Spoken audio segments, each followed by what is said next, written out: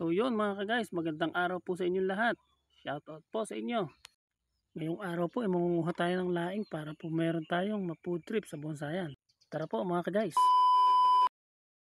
At yan nga po mga ka-guys, sinimulan na po namin suotin itong mga putik na ito mga ka-guys. Makakuha lang ng laing, sipag po ni Agoy. Sana all. At yan po, medyo nakarami na nga po kami ng nakuha. Kaya po, bisa na po natin gawin. Ere po at binabalatan na nga po namin mga ka-guys. Ayan, ako po, palagay ko po mangangatay murang-murang katawan ni ka-guys. At saka po, mancha nga po pala ito sa kamay.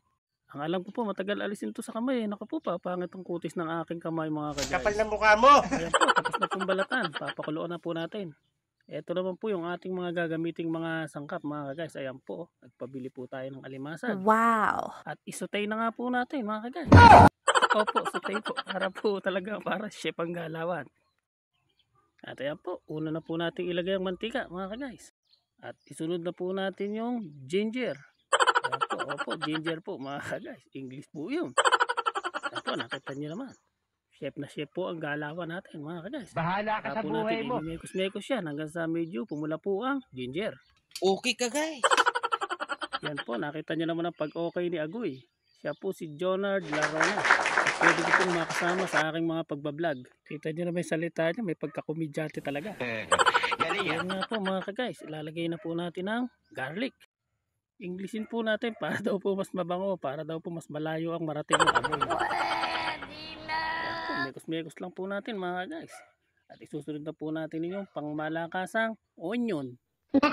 In English pa din po natin at saka po natin dinamihan para po mas mabisa. What? Para mas malasa po pala mga ka-guys. Ako po, di po yari na tayo sa English na rin mga ka-guys. Ayan po, idilagay na po natin ang bagoong mga ka-guys. Hindi na po ako nag-googles mga ka-guys. Comment nyo nga po kung ano po ang English ng bagoong na yan. Para pong nasa dulo ng dila ko mga ka-guys. Kaya alam po asap na asap po ako. Sakit po sa mata. Nakita nyo naman po. Hirap po magluto sa dikahoy. Pero yan nga po. Nilalagay na po ni Agoy ang ating crab. Yan po ang magpapasarap sa ating lutuin for today.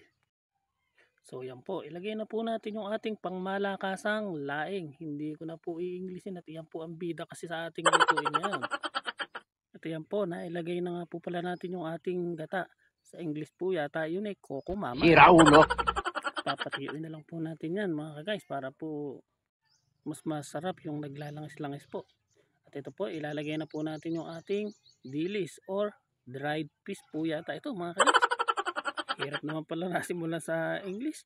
Pinahihirapan po itong aking saradong isipan mga ka-guys. Ay, parang mali Pilipino at kumanta pa. Sarado ko ng puso. Ay, puso po pala mga ka-guys. Kaya po mga ka-guys, may nag-sponsor po ulit ng another Coco Mama. Wow naman! Taktak na taktak.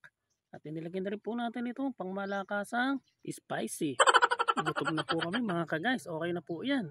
Tara po mga ka-guys, kain na po tayo. Ikakain ko na lang po muna kayo. Maraming salamat po sa panonood. Ingat po kayo palagi.